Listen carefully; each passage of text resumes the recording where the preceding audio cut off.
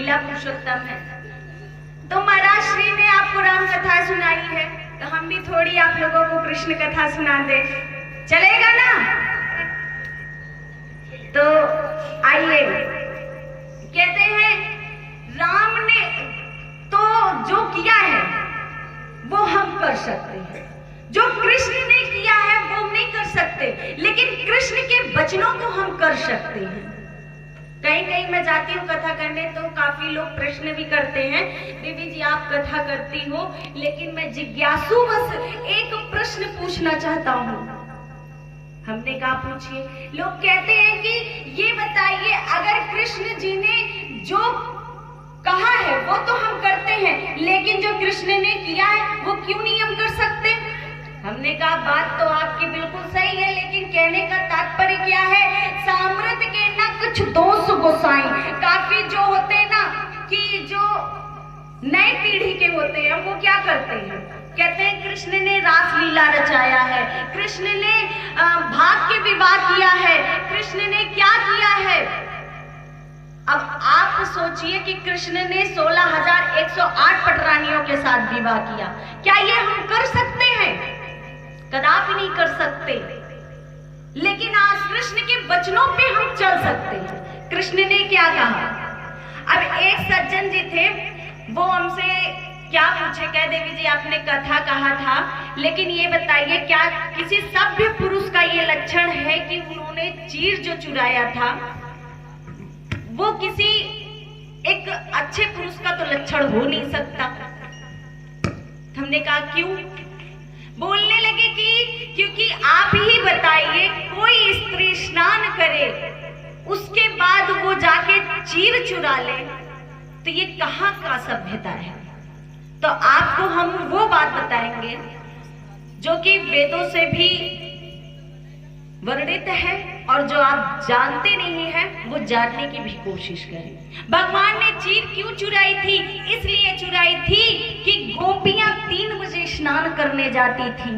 अब वैसे कृष्ण कन्हैया जी मना करते तो कोई मानती नहीं, क्योंकि छोटे से कन्हैया हैं, बाकी चिढ़ाया करती थी, कभी गाल पकड़ लेती थी, कभी हाथ पकड़ लेती थी, कभी उनके बालों के मोर की पंखी भी ले लेती थी, कभी बांसुरी भी छीन लेती थी, क्योंकि कन्हैया भी थोड़े बड़े नटखट और श्याम सलोने थे।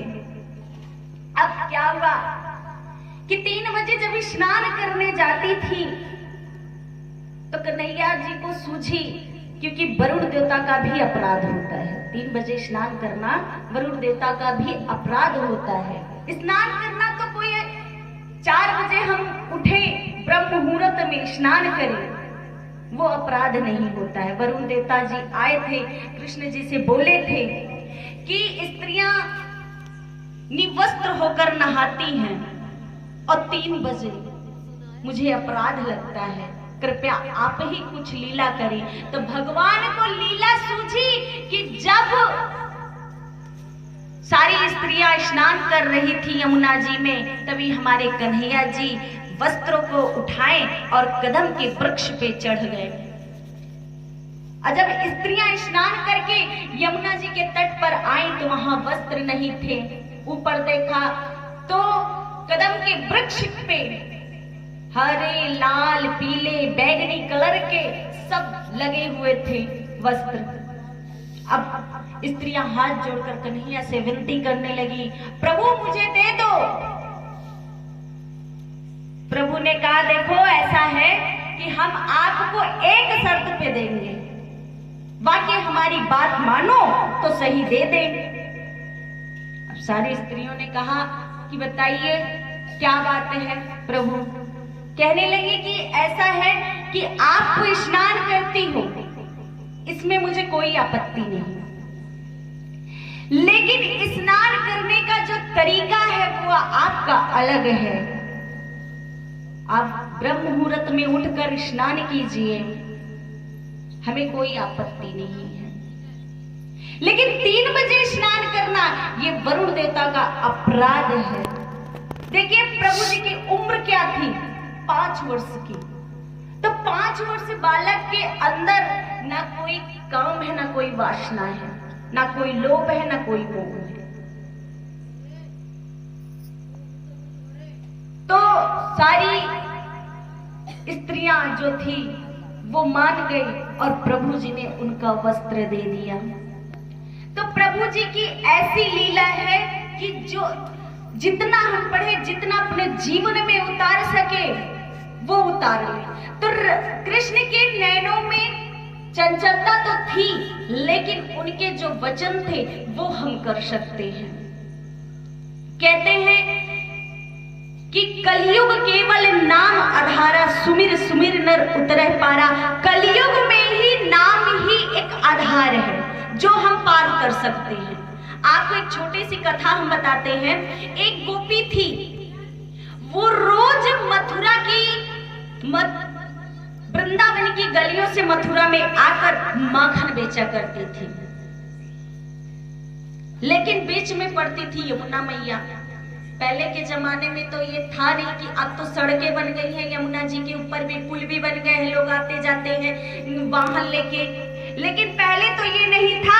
पहले किसका सहारा था? नाव का।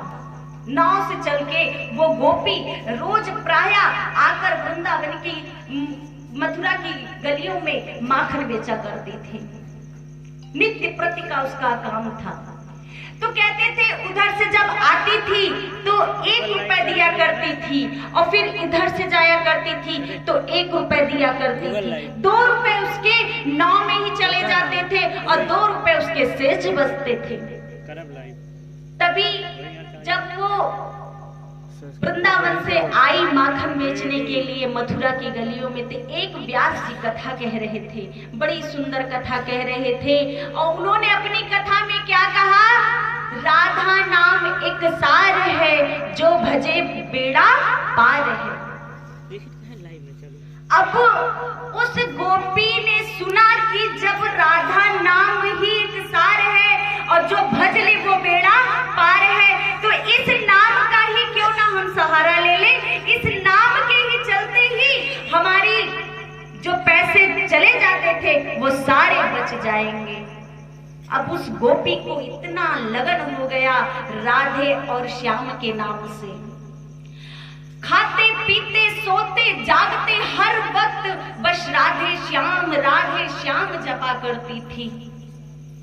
उसके बाद क्या हुआ कि वो जैसे यमुना जी आती, साड़ी को अपने समेट कर और राधे नाम का जाप करते हुए यमुना पार हो जाती थी। उसके नख भी नहीं भीगते थे, क्योंकि कहते हैं श्रद्धा ही सब कुछ है। श्रद्धा एक मूल है, जहां अगर आपने श्रद्धा कर लिया है तो प्रभु आपको अवश्य मिलेंगे। प्रभु हर संकट से आपको बचाएंगे। अब क्या हुआ कि उस गोपी के मन में इतनी श्रद्धा थी कि उसके जो 2 रुपए नाव वाले लेते थे वो शेष बचा करते थे। अब प्रेम से वो इकट्ठा करके गुल्लक में रख लिया करती थी। अब बोली, एक दिन उसके मन में विचार आया कि ये सारे जो पैसे हैं बच गए हैं, क्यों ना इन पैसों से हम जो व्यास जी ने कथा की थी उनको निमंत्रण दे दें, वो आए हमारे घर पे प्रेम से भोजन कर ले। अब क्या हुआ कि वो आई और व्यास जी को खोजने लगी मथुरा में। एक जगह पर जाकर देखा कि वहां वो बैठे थे, विराजमान थे। तभी जाके चरणों में लेटकर दंडवत प्रणाम की और कहने लगी, ऐसा है आपको हमारे यहाँ निमंत्रण है, आप चल के भोजन कर लें। अभी चले, तुरंत चले। तुरंत व्यास जी ने कहा, ठीक है, आपने इतना आग्रह किया है तो मैं अवश्य चलूंगा। अब जैसे ही यमुना जी के तट पे गोपी और व्यास जी आए, अब गोपी ने क्या किया, अपने साड़ी को समेट लिया और व्यास जी से बोली, आप भी अपनी धोती को समेट ले और चल चले। अब व्यास जी तो सोच रहे कोई नौका होगा, हमें पार तो लाने के लिए जाएगा ही, हम उस पार हो ही जाएंगे। तो गोपी से बोली, अभी कोई नौका नहीं आई। तब तक वो बोली, गुरुजी बोलो राधे श्याम, गुरुजी बोलो राधे श्याम। अब क्या हुआ कि वो